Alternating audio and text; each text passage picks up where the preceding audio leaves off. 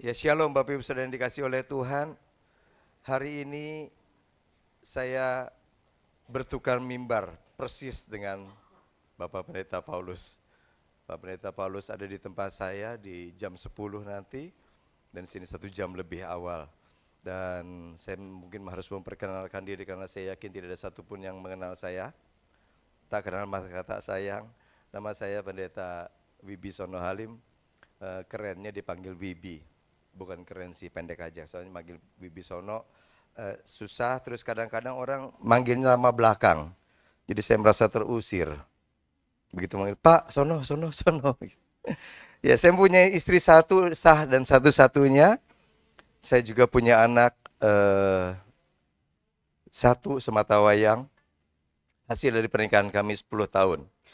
Bagi memberi karunia seorang anak. Jadi kalau di antara teman-teman sekolah, kuliah, saya termasuk yang paling muda karena mereka semua sudah punya cucu. Anak saya baru saja selesai kuliah dan baru kerja. Ya, mungkin cukup sampai di situ atau perlu saya cerita lagi? Bapak Ibu saudara yang dikasihi oleh Tuhan, pertama-tama saya mengucapkan terima kasih buat gembala dan seluruh staf pengembalaan serta jemaat di tempat ini yang bersedia mengundang saya di tempat ini. Karena kalau nggak salah 2 minggu yang lalu tiba-tiba Pak Paulus bilang, Pak, saya kan ngisi di tempat Bapak. Iya. Boleh nggak Bapak ngisi tempat saya, Pak? Kita tukar supaya saya bisa keluar. Tanya. Oh iya sudah. Gitu, kebetulan saya juga kosong. Ya akhirnya benar-benar kita tukar mimbar. Dan ini sudah kejadian beberapa kali. Waktu saya minta hamba Tuhan untuk isi di tempat saya, dia langsung balik. Pak, saya ninggalin tempat saya ke tempat Bapak. Tolong Bapak ke tempat saya gantian. Oh iya sudah, saya bilang. Nah Bapak Ibu saudara yang dikasih oleh Tuhan, topik khotbah minggu ini agak keras, tapi nggak apa-apa ya. Kita sudah dewasa rohani semua ya. Tidak usah nomor satukan Tuhan, setuju nggak? Ada yang udah bilang enggak. Terus semua mata memandang pada saya, ini pendeta gila kali. Nggak usah nomor satukan Tuhan. Mana ada pendeta ngomong di mimbar, tidak usah nomor satukan Tuhan. Ada? Ada nggak? Nggak ada. Ada, saya yang ngomong. Tapi itu masih koma. Kalau Anda tidak pernah serius untuk benar-benar mempersatukan Tuhan. Kita ajak introspeksi, kita cek. Sebentar, saya punya waktu sampai jam berapa di sini? Oh, itu ada 47 menit ya. Boleh nambah 1 jam? Baik. Kita cek sama-sama. Apakah benar kita akan menomorsatukan Tuhan? Saya mau tanya dulu, yang yakin bahwa kita menomorsatukan Tuhan. Angkat tangan. Nah kan, dikit kan. Takut kejebak ya. Tapi siapa yang mau menomorsatukan Tuhan? Lebih banyak. Yang tidak angkat tangan, malaikat tolong catat. Bapak sudah dikasih oleh Tuhan. Kita cek aja, apakah kita benar-benar menomorsatukan Tuhan. Nomor satukan Tuhan itu seperti apa dan bagaimana dan apa seharusnya yang kita lakukan. Nomor satukan Tuhan, misalnya Tuhan suruh kita tiba-tiba kita lagi asik nonton TV ya, nonton drama entah di RCTI, SCTV atau drakor, drama Korea. Terus Tuhan taruh dalam hati kita, masuk baca Alkitab. Apa kira-kira yang akan kita lakukan? Langsung yes, matiin remote-nya, matiin, cet, masuk kamar baca Alkitab. Atau Tuhan bentar, kayak tanggung ini tinggal seperempat jam lagi. Bentar lagi tuh. Ini rame, kalau ini saya nggak tonton, minggu depan kehilangan nih ceritanya. Kehilangan beritanya seperti apa. Yang mana yang saudara pilih? Nomor 1, langsung matikan TV, masuk kamar, baca firman Tuhan, atau nego. Pak, emang gak boleh nego sama Tuhan? Abraham aja pernah nego loh. Waktu Tuhan mau menghancurkan Sodom dan Gomora, Abraham pernah nego, betul? Masa kita gak boleh nego, Pak? Saudara dikasih oleh Tuhan, jawaban ada di Bapak Ibu Saudara dan kita semua. Ada lagi kita punya satu hobi. Ya, saya percaya di sini nggak ada yang hobinya hari Minggu untuk cycling bersepeda ya. Bapak Ibu, saya mau kasih sedikit kesaksian aja. Saya pernah beli sepeda itu sangat konyol dulu. Saya jual Yamaha bebek saya. Saya beli sepeda. Akhirnya saya beli sepeda harganya jauh lebih mahal daripada Yamaha bebek. Sampai rumah saking keselnya saya masukin ke kamar karena saya sadar bahwa saya salah. Saya masukin ke kamar 3 bulan saya nggak naikin itu sepeda. Terus lama-lama saya berdamai, oke lah udah dibeli tanggung. Kemudian saya pengen dong sepeda itu hari apa sih yang paling enak? Minggu. Paling enak Minggu. Sabtu kadang-kadang orang masih ada yang kerja. Minggu itu paling enak, ya kan? Minggu pagi cycling ke Monas, seger, udara seger dan sebagainya. Pas waktu itu saya sudah mulai dipanggil untuk ikut dalam pelayanan, menjadi pengerja Bapak Ibu. Terus saya bilang, Tuhan, saya beli sepeda benar-benar percuma kayaknya deh. Karena kalau saya mau sepedahan, masa saya izin ya pelayanan buat supaya saya bisa bersepeda hari Minggu. Mana yang saudara pilih? Tanggung loh nih udah beli mahal, masa mau jadi barang rongsok? Kan bisa di hari lain kerja. Mana yang saudara pilih? Hanya untuk itu saya bergumul sama Tuhan. Saya bilang, kalau sekali-kali boleh nggak sih Tuhan? Tapi ada suara lagi gini, sekali kamu coba, kamu akan terus-terusan ketarik ke sana. Karena akan nemuin temen, nemuin komunitas, terus akhirnya rame. Habis sepeda paling enak makan bubur. Enak lagi. Ini pagi belum pada sarapan ya, udah ngomong-ngomong makanan. Akhirnya saya bilang, enggak Tuhan, saya mau mendahulukan Tuhan. Saudara percaya, sampai saat ini sepeda itu nongkrong dan hancur lebur berantakan. Setangnya patah, rantainya putus, dan terbengkalai luar biasa. Saya nggak pernah pakai. Karena apa? Karena saya nggak pernah bisa pakai. Karena kalau pakai di hari biasa, saya pernah coba pagi-pagi hari biasa pakai. Saya tinggal di Kelapa Gading. Udara yang saya sedot itu asap kendaraan, saudara. Boro-boro mau cari sehat, nyari penyakit kali ya. Jadi akhirnya saya tetap komitmen. Nah Bapak Ibu Saudara, pertanyaannya adalah apakah kita menomorsatukan Tuhan? Atau kita menomorsatukan diri sendiri? Yang kita perlu hati-hati adalah bahwa iblis akan mendistract atau mengalihkan perhatian kita daripada Tuhan. Itu pasti. Pada saat kita mau rajin baca Alkitab ada aja. Dan bahkan sering kali di gereja saya juga saya suka ngomong, sering kali Alkitab itu dipakai buat apa? Obat tidur, ya.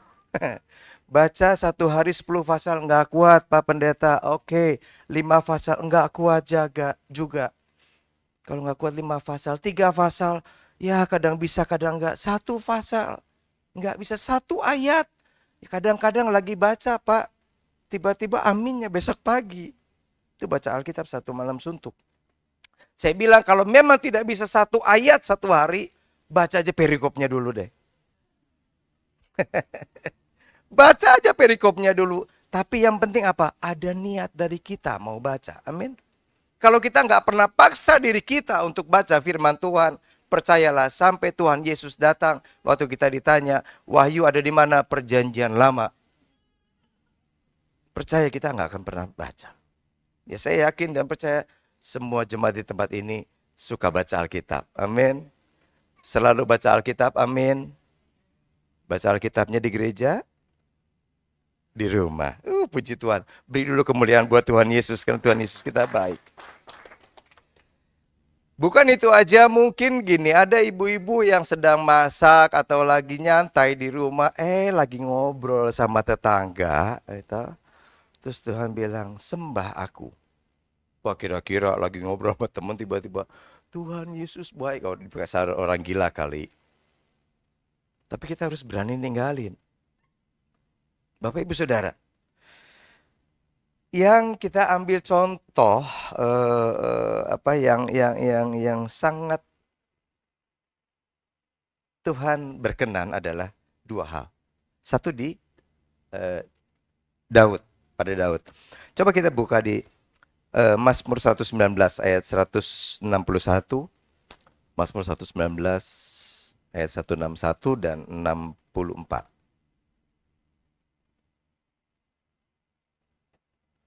Bisa ditampilkan? Atau sudah punya Alkifon semuanya?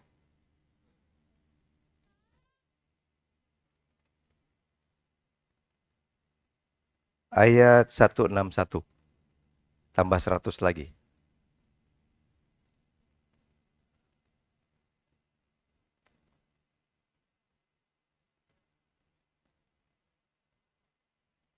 Ya, oke. Yuk kita baca sama-sama. 3, 4. Pembesar-pembesar mengejar aku tanpa alasan, tetapi hanya terhadap firman-Mu hatiku gemetar. Lihat. Daud bukan tidak ada dalam tekanan. Daud dalam tekanan. Pembesar-pembesar mengejar dia tanpa alasan apapun. Tapi dia katakan apa? Terhadap firman-Mu aku gemetar. Dengan arti kata, pembesar-pembesar yang mengejar dia yang tanpa alasan dia tidak takuti. Atau kalau dia takuti sekalipun tidak lebih besar daripada kalau dia melalaikan firman Tuhan. Lanjut di ayat 164. 7 kali dalam sehari aku memuji-muji engkau karena hukum-hukummu yang adil. Bayangkan, Daud kurang apa sebagai raja, tapi dia tetap baca firman Tuhan. Dia tetap bukan baca, tapi dia memuji-muji Tuhan. Dia punya hubungan yang intim sama Tuhan. Dia punya waktu khusus sama Tuhan. Bahkan kalau dia nggak bisa memuji, menyembah Tuhan, dia akan merasa bersalah. Tapi itu yang dia lakukan seumur hidup dia sampai Tuhan katakan apa? Dia hambaku yang berkenan. Salah satunya adalah ketaatan Daud. Bapak Ibu Saudara, setiap barang yang kita beli apapun, misalnya keyboard, gitar, ya mungkin kalau drum nggak ada. Drum juga mungkin ada. Semua barang yang kita beli selalu ada manual booknya, betul enggak? Ya, pengenalan produknya, terus cara instalasinya, cara menggunakannya, bahkan di belakangnya selalu ada kalau terjadi error atau masalah, 1, kalau masalah ini kerjakan ini, 2, kalau masalah ini kerjakan ini, dan sebagainya. Kalau tidak bisa, jangan pernah bongkar, tapi bawa kepada expert yang ahli atau bengkel. Betul enggak? Semua barang Cina yang sesederhana apapun, kadang-kadang sesimpel apapun dia kasih manualnya walaupun kadang nggak kebaca. Nah, waktu Tuhan menciptakan manusia, dia juga memberikan manual book. Amin. Apa? Alkitab. Alkitab itu jelas dituliskan bagaimana kejadiannya manusia, bagaimana sejarahnya ada di perjanjian lama sampai dengan perjanjian baru. Kalau ada sesuatu, semua ada di sini. Anda punya masalah, ada dalam Alkitab. Dan kalau sampai semuanya nggak bisa, Tuhan bilang apa? Jangan cari tempat lain, cari bengkel yang paling benar.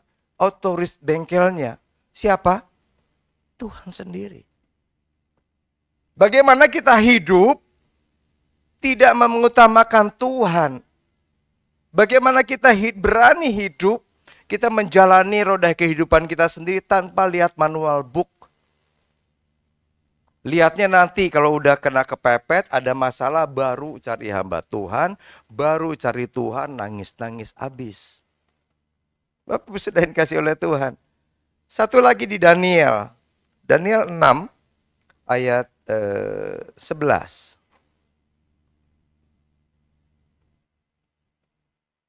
Daniel 6 ayat 11. Lalu ayat 10 berarti. 10 atau 11 ya. Yang kata kalimatnya begini. Saya bacakan saja. Demi didengar Daniel bahwa surat perintah itu telah dibuat, pergilah ia ke rumahnya. Dalam kamar atasnya ada tingkap-tingkap yang terbuka ke arah Yerusalem. 3 kali sehari ia berlutut, berdoa, serta memuji Allahnya seperti yang biasa dilakukannya. Perhatikan baik. Demi didengar Daniel bahwa surat perintah itu telah dibuat. Surat perintah itu apa? Ada yang ingat cerita Daniel?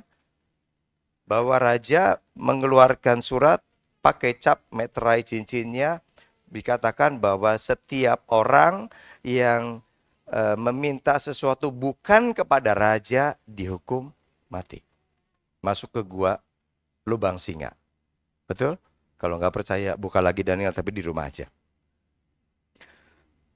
Ini ancaman bukan? Ancaman. Takut nggak Daniel? Nah, karena dia tahu Allahnya siapa. Yang dilakukannya apa? Dia malah naik ke atap, ke atas, tingkapnya terbuka, dan dia tetap berlutut berdoa 3 kali sehari. Resikonya amat sangat besar. Karena kalau kita baca di cerita berikutnya, bahwa ada yang mengikuti dia dan melihat bahwa dia sedang menyembah Tuhannya. Akibatnya apa? Masuk lubang singa. Berapa di antara kita yang berani melakukan itu? Bahkan jujur, kalau dulu nggak ada Alkifon, nggak ada Alkitab, masih bawa Alkitab. Kalau ke gereja, kalau bisa bawa Alkitab yang kecil. Karena kalau dilihat, mau ke gereja ya? Enggak, mau ke pasar, diumpetin. Atau kita akan dengan bangga, ya saya mau ke gereja, saya mau cari Tuhan. Karena Tuhan begitu baik. Nah Bapak Ibu sudah dikasih oleh Tuhan. Bagaimana kita punya hubungan yang baik dengan Tuhan dan kita mengutamakan Tuhan kalau kita nggak pernah punya hubungan pribadi yang begitu erat sama Tuhan. Kapan kita memuji, menyembah, memuliakan nama Tuhan? Hanya di gereja atau di rumah? Di rumah saya mungkin bisa dikatakan 12 jam bahkan lebih sehari tidak ada lagu pujian, saudara. Saya setel aja di YouTube, udah dia jalan sendiri, dia pilih sendiri lagu-lagunya, dan selalu ada. Karena apa? Itu yang perlu kita masukkan di dalam otak pikiran hati kita. Karena apa? Apa yang kita dengar itu yang akan tersimpan di dalam hati dan memori kita, betul nggak? Coba kalau nggak percaya. Nggak usah jauh-jauh, anak kecil aja. Mungkin belum tahu ceritanya itu sinetron. Dulu saya pernah lihat anak-anak kecil, mereka bisa nyanyikan lagu sinetron itu dia nggak tahu tapi apal aja. Saya punya anak juga begitu. Dia bilang, ini tiba-tiba nyanyi ini kamu dapat dari mana? Nggak tahu.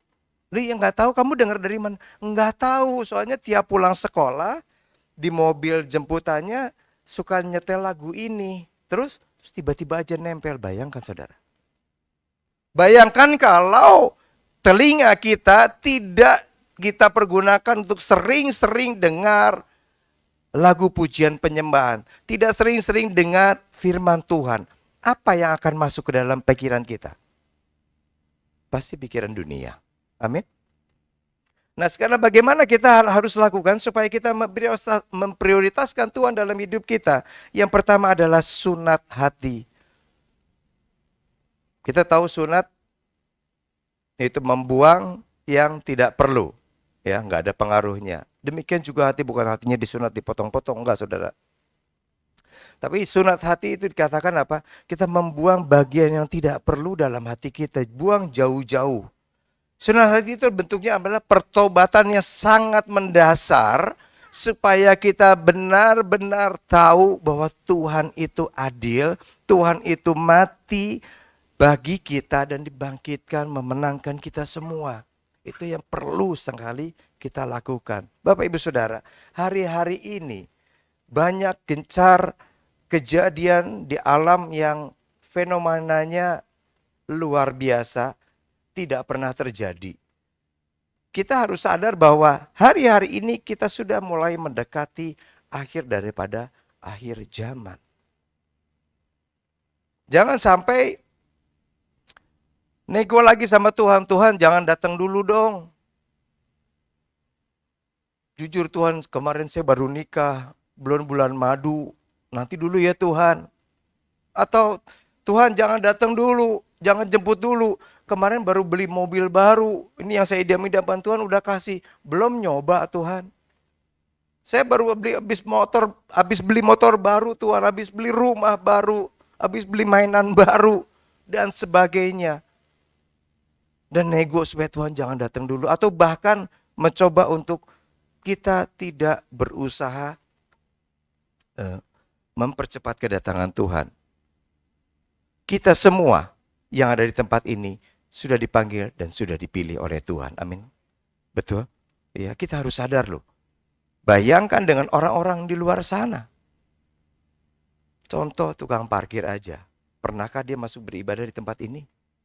Enggak, dia cuma terpanggil menjadi tukang parkir, saudara. Dia tahu di gereja ada apa, dia tahu ada pujian penyembahan. Dia tahu orang-orang gereja itu baik. Amin. Tapi apakah dia datang? Nah, kita yang harus jadi contoh buat mereka. Saya selalu tekankan, kita yang harus jadi contoh buat mereka. Kita yang harus jadi teladan buat mereka. Jangan sampai ada orang bilang, tuh rajin banget dia ke gereja. Sehari 24 jam, seminggu 7 hari dia ke gereja. Nggak tahu apa yang dikerjain di gereja. Tapi kelakuannya, minta ampun. Tapi mulutnya, kayak cabai rawit. Kalau ngomong pedas. Nah, jangan sampai orang Kristen, Bapak Ibu Saudara dan saya, menjadi batu sandungan bagi orang-orang di luar sana yang belum mengenal firman Tuhan. Tapi dia lihat kelakuan kita sama dengan orang-orang dunia.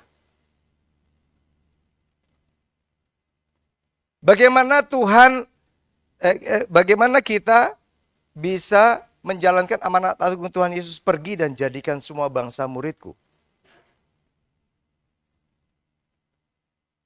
Boro-boro mau pergi jadikan semua bangsa. Orang ngelihat kita ngomong, gue rasanya ngelihat orang ini rada sebel deh. Ada? Saya percaya di sini nggak ada, saudara. Tapi buatlah kehidupan kita ada aura Tuhan Yesus, ya, atau aura kemuliaan Tuhan di dalam hidup kita. Sampai waktu orang lihat kita, dia bilang, kamu baik banget ya. Kamu ke gereja ya. Saya kasih contoh sebentar, saudara. Satu contoh. Saya pernah beli obat di salah satu supermarket yang ada jual obat. Kemudian ada 2 orang di depan saya, yang satu sudah transaksi cukup banyak dia. Begitu selesai dia udah pergi. Kemudian 1 orang beres. Kemudian saya sama istri saya lagi beli. Tiba-tiba orang tadi balik. Ci, sorry. Tadi harganya betul ya. Reaksi si Inci yang pertama apa? Ngegas dong dia. Udah kan betul, tadi udah dihitung. Oh iya, betul semua iya. Terus kembaliannya betul kan? Tadi kan udah dihitung. Duitnya segini kan? Kan saya kembalikan segini kan, ngegas kan? Terus dia bilang, bentar sih, sabar. Ini kembaliannya yang saya terima ini. Inci betul nggak ngembaliinnya? Ini kelebihan 50.000 loh. Langsung dia bilang, oh gitu ya? Coba dihitung lagi deh. Pak bentar ya. Oke silakan sih, dia hitung lagi. Tadi Bapak ngasih uang berapa sekian? Oh iya kelebihan sih, ini kelebihan 50. Sudah lewat 2 orang loh. Berapa di antara kita yang ngomong ini berkat nggak kemana-mana, lumayan goban. Atau kita akan kembalikan? Saya percaya kalau di sini pasti kembalikan, amin. Setelah orangnya pergi, si Inci itu bilang pada saya gini, Pak, itu pasti orang Kristen. Saya kaget. Itu pasti orang Kristen, Pak. Ci kok bisa ngomong begitu? Orang Kristen itu pasti jujur, Pak. Amin, saya bilang. Bapak orang Kristen juga? Iya. Saya bilang, orang Kristen pasti jujur, Pak. Itu orang baik banget. Itu pasti diberkati. Dia buka toko, saya yakin itu bukan orang Kristen. Kenapa? Karena ada kucing ya, yang suka manggil-manggil gini. Dipanggil supaya kita ngedeketin. Ada begituannya, ada beberapa biji. Saya bilang, iya Ci, orang kalau memang Kristen dan dia terima Yesus, pasti jadi orang baik. Saya bilang. Nah, maksud saya apa? Saya cerita begini, ada satu contoh bagaimana hidup dia menjadi berkat buat banyak orang. Kita nggak tahu bahwa berikutnya akan dia jadi Kristen atau tidak, tapi yang penting hidup dia menjadi contoh atau menjadi garam buat orang di sekitar dia. Di belakang saya juga ngeliatin. Sempat ada yang bisik-bisik. Ada juga yang ngomong, padahal mah udah aja ya. Sempat, saudara. Dan saya nengok, mudah-mudahan bukan orang Kristen. Bapak Ibu Saudara, yuk. Ini kenapa jadi nyimpang ke sini saya nggak tahu, tapi yuk kita kembali. Ya, kita sunat hati, ya kita bertobat. Ulangan 10 ayat 16 saya bacakan saja. Sebab itu sunatlah hatimu dan janganlah lagi kamu tegar tengkuk. Ini buat umat Israel. Tapi berlaku juga buat kita. Kita jangan bandel gitu. Kalau ditegur oleh Tuhan, mungkin Tuhan nggak tegur secara langsung audible. Hey Wibi, bertobat. Mungkin nggak begitu. Tapi Tuhan juga bisa tegur melalui hamba Tuhan, bahkan bisa melalui teman kita. Segera bertobat. Kolose 2 ayat 11 dituliskan apa? Dalam Dia kamu telah disunat, bukan dengan sunat yang dilakukan oleh manusia, tetapi dengan sunat Kristus yang terdiri dari penanggalan akan tubuh yang berdosa. Itulah yang artinya sunat hati. Kita tanggalkan bagian hati kita yang banyak dengan dosa. Kalau bisa buang aja. Bukan kalau bisa harus, saudara. Kemudian lanjut. Yang kedua adalah harus sadar bahwa hidup kita itu hanya sementara pendek, saudara. Kalau saya khotbah di ibadah penghiburan, itu selalu saya ingatkan apa? Satu saat kita ada di peti mati ini, kita nggak tahu kapan. Itu zaman COVID, saudara. Setiap bulan saya ada jatah untuk datang ke rumah duka, bayangin sedihnya. Setiap bulan, baru pas bulan Oktober kalau nggak salah, wah hari ini kosong nih, saya bilang sama istri saya. Bulan ini kosong. Udah akhir bulan soalnya. Kalau ini kosong berarti bulan depan kosong. Ada, baru ngomong, Pak bisa tolong nggak? Dan saya selalu datang. Nah kita nggak pernah tahu kapan orang akan dipanggil pulang oleh Tuhan. Jangan bilang saya masih muda, saya masih sehat, saya masih energik. Oh Tuhan pasti masih pakai saya. Karena yang saya layani ini banyak yang tiba-tiba meninggal. Yang baru aja jemaat saya jam 10 diajak tidur sama suaminya, mamanya juga ngomong, lu gak tidur, bentar lagi tanggung, dia lagi nonton film, bentar lah tanggung bentar lagi. Singkat cerita jam 1 tiba-tiba dia berteriak, istrinya tanya kenapa, suaminya udah gak bisa ngomong. Kemudian terus akhirnya kayak setengah-setengah pingsan, dibawalah ke rumah sakit PON di Cawang. Dinyatakan di sana apa? Pendarahan otak sudah sampai ke paru-paru dan jantung. Jadi dokter sudah bilang tinggal tunggu waktu aja. Nah saudara, siapa yang akan nyangka kita nonton film saat ini sebentar lagi meninggal. Saya punya koko juga begitu. Gua pulang dulu, tidur dulu, gue mau istirahat. Ya udah. Enggak sampai setengah jam istrinya telepon, Wi datang ke sini. Kenapa? Ini si koko pingsan. Hah? Saya datang ke rumahnya, saya pegang nadinya udah nggak ada. Usianya berapa? 40 tahun. Masih muda, saudara. Jadi Bapak Ibu Saudara, yuk kita sadar bahwa waktu kita itu sementara pendek kok. Mazmur 103 ayat 15 sampai 16. Saya bacakan.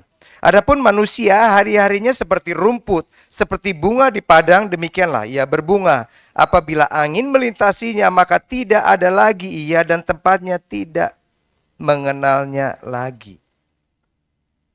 Saya mau katakan, saya mau ajak Bapak Ibu Saudara hari-hari ini, mulai hari ini, ayo kita habis-habisan buat Tuhan. Yang pelayanan habis-habisan buat Tuhan. Setuju katakan amin. Aminnya loyo. Setuju katakan amin. Ya gitu semangat anak-anak Tuhan. Ya, kita harus habis-habisan sama Tuhan. Waktunya pendek Bapak Ibu Saudara. Sebentar lagi akan diadakan konferensi everyone. Satu orang bawa satu jiwa. Dan banyak dari hamba-hamba Tuhan di luar negeri itu mengarah kepada tahun 2033. Nubuatannya adalah everyone meet Jesus authentically. Everyone, setiap orang bertemu dengan Yesus secara otentik. Kita nggak bilang, saya nggak ngomong bahwa 2033 kiamat nih, enggak. Tapi Injil harus diberitakan sampai ke ujung bumi. Setelah itu tibalah hari kesudahannya. Kita nggak tahu di sepanjang tahun 2033 akan terjadi apa. Tapi kita lihat saat ini. Krisis ekonomi global itu luar biasa. Rusia perang sama Ukraina nggak selesai-selesai. Dan ini amat sangat bahaya buat keamanan dunia. Tiongkok dengan Amerika konfrontasi luar biasa. Kita harus lihat tanda-tanda akhir zaman, Bapak Ibu. Bapak Ibu boleh baca di Alkitab, di pasal manapun, tapi saya dorong untuk bagi waktu baca Wahyu. Saya seringkali kalau ngomong sama teman begitu, dia ngomong, lu kenapa sih pendeta senangnya nakut-nakutin orang? Saya bilang, kalau lu takut, berarti bener nih. Lu ada yang salah. Saya bilang begitu. Betul? Kalau kita nggak takut, kalau kita nggak salah, kita nggak perlu takut. Betul nggak? Kalau lu ngomong ditakut-takutin, berarti lu takut.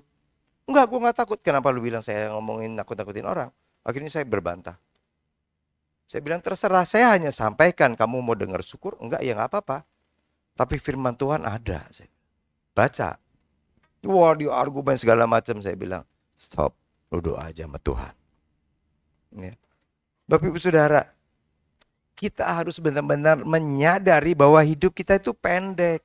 Kalau ada yang 80 tahun lebih, puji Tuhan.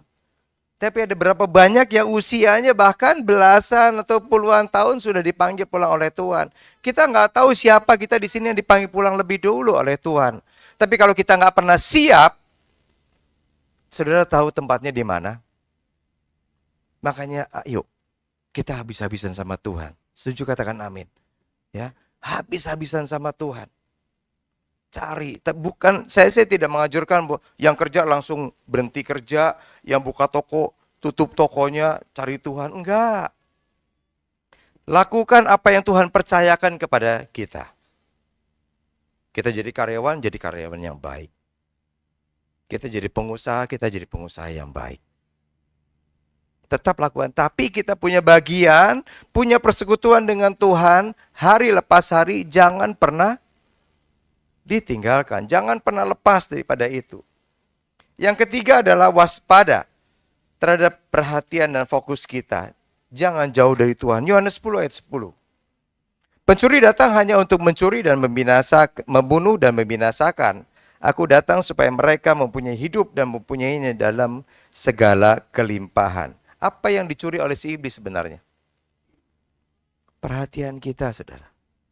Ya, contoh awal saya sudah jelaskan. Kita harus fokus sama Tuhan. Iblis itu kerjanya cuma ngedistract kita. Dan jangan salahkan sama iblis. Kalau akhirnya kita teralih perhatiannya, akhirnya kita menyimpang. Jangan nyalahin iblis, karena apa? Iblis itu cuma ngegodain. Iblis itu cuma bisikin hal yang tidak baik. Kenapa kita bisa menyimpang? Karena apa? Kita lebih menggunakan free will kita, kehendak bebas kita yang diberikan oleh Tuhan. Nah, janganlah kita pergunakan kehendak bebas kita untuk melakukan mau-maunya kita, suka-sukanya kita. Tapi kehendak bebas yang Tuhan berikan supaya Tuhan itu adil adalah apa? Kita harus pergunakan sebaik-baiknya. Untuk cari Tuhan, untuk dekat sama Tuhan, untuk intim sama Tuhan.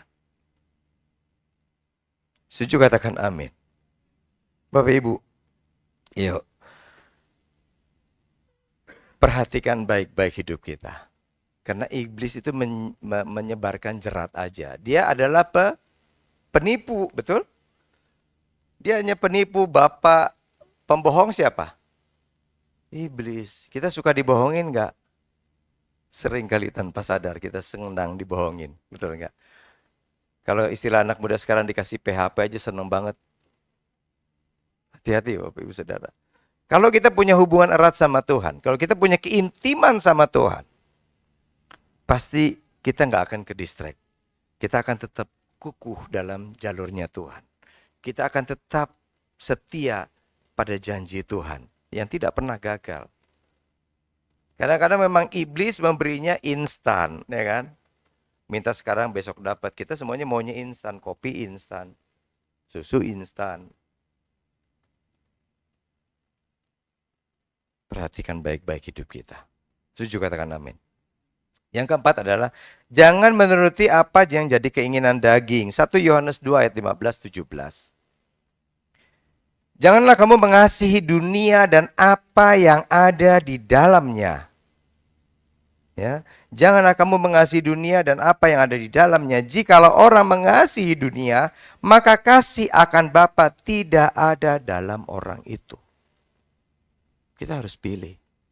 Pilih kasih Bapa ada di dalam kita yang menuntun, menjaga, melindungi, menyertai kita, atau kita pilih dunia. Pakai kita pilih apa yang dunia janjikan buat kita. Berapa banyak orang kena tipu dengan pinjaman online, pinjol. Berapa banyak. Bahkan sempat nama saya juga dipakai. Saya ditelepon, terus ditelepon. Bapak kenal ini, kenal. Siapa Pak? Jemaat saya. Iya Pak. Kenapa rupanya?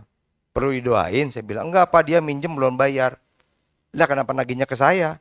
Karena Bapak tercantum di situ Pak namanya. Wah, saya diintimidasi habis. Saya cuma bilang, kamu stop enggak intimidasi saya? Karena kamu nggak punya dasar kuat. Waktu orang itu pinjam, kamu minta konfirmasi saya enggak? Saya bilang. Tapi karena Anda jawab dulu pertanyaan saya. Kamu minta konfirmasi kepada saya. Itu seorang itu di mana? Ya cari sendirilah. Dan orang itu sampai dengan saat ini hilang, saudara. Enggak ada. Padahal tadinya, rajin banget. Rumah doa selalu datang. Ke gereja selalu datang. Enggak pernah terlambat. Bahkan di otak-atik, Om, boleh nggak saya benerin sound systemnya, saya atur? Boleh, silakan. Dia bawa laptopnya, dia utak-atik. Ya suaranya nggak jauh lebih baik juga sih. Tapi ya udah, saya diamin aja. Rajin, rumah doa itu rajin. Semua belum datang, dia nongkrong duluan. Nggak tahu apakah itu tujuannya supaya dia mau pinjol, saya juga nggak tahu. Tapi dia sempat ngomong, Om pinjam uangnya dong. Saya kepepet harus bayar ini. Berapa? Saya bilang. Nanti saya ganti Om. Ya udah berapa? 300.000 saya transfer. Makasih Om. Sampai sekarang juga nggak tahu. Nah, berapa orang yang begitu tertarik dengan hal duniawi, terutama anak-anak muda. Hati-hati, pasang telingamu baik-baik. Minta hikmat Tuhan, terutama minta hikmat Tuhan. Karena kalau kita dipenuhi oleh hikmat Tuhan, ada tipuan apapun Tuhan pasti taruh hikmat. Nah, kadang-kadang kita nggak dekat sama Tuhan, nggak peka, sehingga pada saat Roh Kudus bilang jangan, kita nggak dengar. Kenapa? Roh Kudus nggak pernah teriak-teriak, jangan bego, jatuh lu. Enggak, Roh Kudus nggak bilang gitu. Jangan anakku, jangan lakukan. Dia akan berkata dengan lembut. Tapi karena apa? Free will kita, keinginan kita lebih besar, sehingga kita lebih ngikutin keinginan daging, daya tarik dunia. Hati-hati saudara. Ayat 16, sebab semua yang ada di dalam dunia, yaitu keinginan daging dan keinginan mata, serta keangkuhan hidup, bukan berasal dari Bapa, melainkan dari dunia. Di sini disebutkan keangkuhan hidup. Saya emang gak sombong, enggak, cuman pamer. Ada, saudara. Saya emang gak sombong, beneran. Tuhan tuh baik banget. Ini banyak yang kemas begini. Tuhan tuh baik banget, tahu nggak? Kenapa? Dia ngasih kesaksian. Saya waktu itu tuh butuh ini loh. Luar biasa Tuhan itu ya. Saya diberkati loh. Saya minta ini dikasih. Anak saya tiba-tiba ada yang nawarin dapat beasiswa di luar negeri. Hati-hati, kesaksian itu kadang-kadang keluar dari keinginan daging. Karena apa? Pengen nyombongin. Yang repot sombong rohani adalah ingin menunjukkan bahwa saya ini diberkati Tuhan, dipilih oleh Tuhan untuk jadi berkat. Tapi itu keluar dari keinginan daging. Waktu saya disuruh bersaksi bagaimana 10 tahun kemudian kami dikaruniai seorang anak. 1, 2, 3, 4 saya masih keluar dari hati, saudara. Sampai waktu itu masuk O Channel. Tapi setelah itu saya rasakan ada sesuatu yang beda waktu saya sampaikan. Sejak itu saya bilang, stop, saya nggak mau lagi. Nah, kita harus peka. Karena begitu berikutnya yang keluar itu meninggikan diri, yaitu sombong rohani. Nah, hati-hati. Keangkuhan. Ya. 17, Dan dunia ini sedang lenyap dengan keinginannya, tetapi orang yang melakukan kehendak Allah tetap hidup selama-lamanya. Setuju, katakan amin. Ya. Saya mau kasih ayat lagi yang terakhir. Kalau udah terakhir kayaknya mulai pada melek ya. Kolose 3 ayat 5. Karena itu matikanlah dalam dirimu segala sesuatu yang duniawi, yaitu percabulan, kenajisan, hawa nafsu, nafsu jahat, juga keserakahan yang sama dengan penyembahan berhala. Ingat, kita nggak nyembah patung. Tapi kalau kita serakah, kita pengen lebih dan ini buat saya, itu sama aja kita sedang apa? Menyembah berhala. Berhalanya apa? Keserakahan kita. Amin. Sebagai penutup Bapak Ibu Saudara, di Petrus 4 ayat 2, 3 dan 7. 1 Petrus 4 ayat 2, 3 dan 7. Atau saya bacakan. Supaya waktu yang sisa jangan kamu pergunakan menurut keinginan manusia, tetapi menurut kehendak Allah. Ya, ini waktu kita tersisa nih, kita nggak tahu berapa tahun ke depan. Tapi jangan menuruti untuk keinginan kita sendiri, tapi menurut kehendak Allah. Apa kehendak Allah? Ada di mana? Manual book ya, Alkitab. Baca Bapak Ibu Saudara. Sebab telah cukup banyak waktu kamu pergunakan untuk melakukan kehendak orang-orang yang tidak mengenal Allah. Kamu telah hidup dalam rupa-rupa hawa nafsu, keinginan, kemabukan, pesta pora, perjamuan, minum, penyembahan berhala yang terlarang. 7. Kesudahan segala sesuatu sudah dekat. Karena itu, kuasailah dirimu dan jadilah tenang supaya kamu dapat berdoa. Tundukkan kepala Bapak Ibu.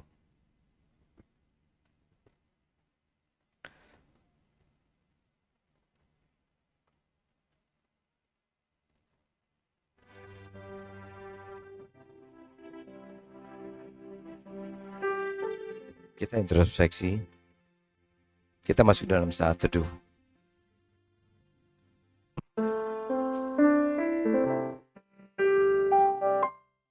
Cek diri kita, apakah kita benar mengutamakan Tuhan dalam hidup kita?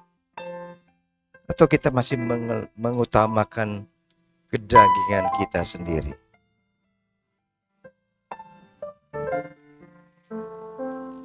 Doa sama Tuhan.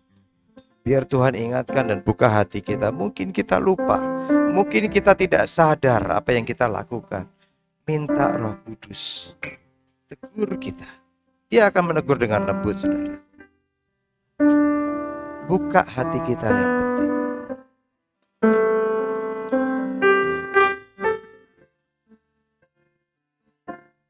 Mari Bapak Ibu Saudara, ambil kesempatan ini. Ambil komitmen pada mulai hari ini.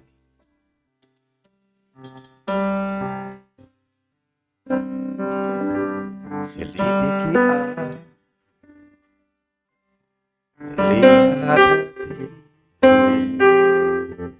apakah ku sungguh mengasihi Yesus, Oh yang Maha Tahu dan menilai hidupku. Tak ada yang tersembunyi bagi. Kita ulangi lagu ini sebagai doa kita. Inilah doa kita kepada Tuhan. Katakan dengan hati yang tulus dan jujur di hadapan Tuhan. Apakah aku sungguh mengasihimu Yesus? Yes. Kau yang Maha Tahu. Saya undang Bapak Ibu Saudara untuk bangkit berdiri.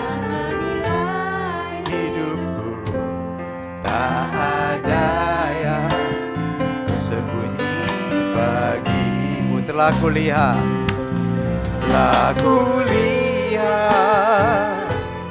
kebaikanmu yang tak pernah habis di hidupku.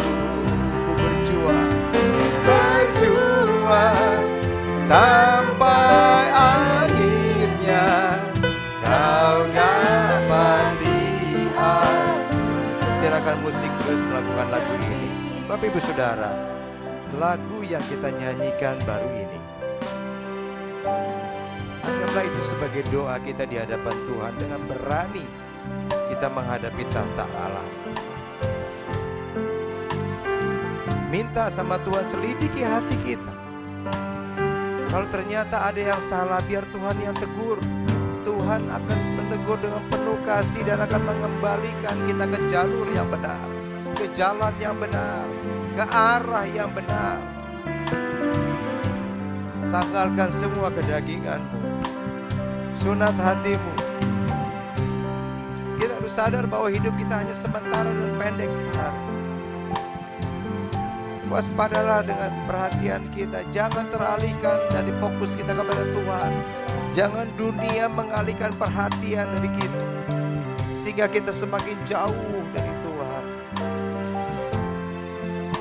Dan jangan ikuti keinginan dagingmu, karena itu hanya sementara dan akan binasa. Telah aku lihat kebaikanmu yang tak pernah habis di hidupku.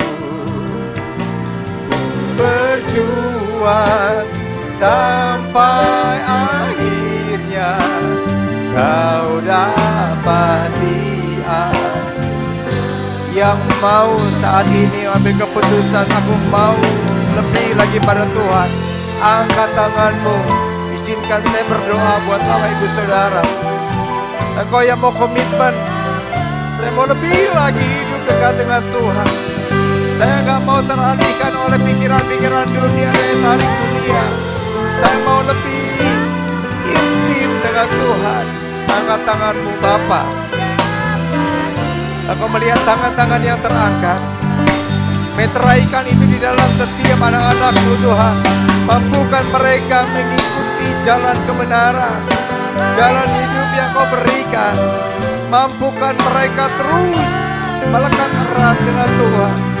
Saat ini hamba-Mu minta pengurapan yang dari Tuhan buat semua anak-anak-Mu di tempat ini. Urapi, urapi, urapi, urapi. Berikan mereka kemampuan itu Tuhan. Dalam nama Yesus, dalam nama Yesus. Terima kasih banyak Bapa.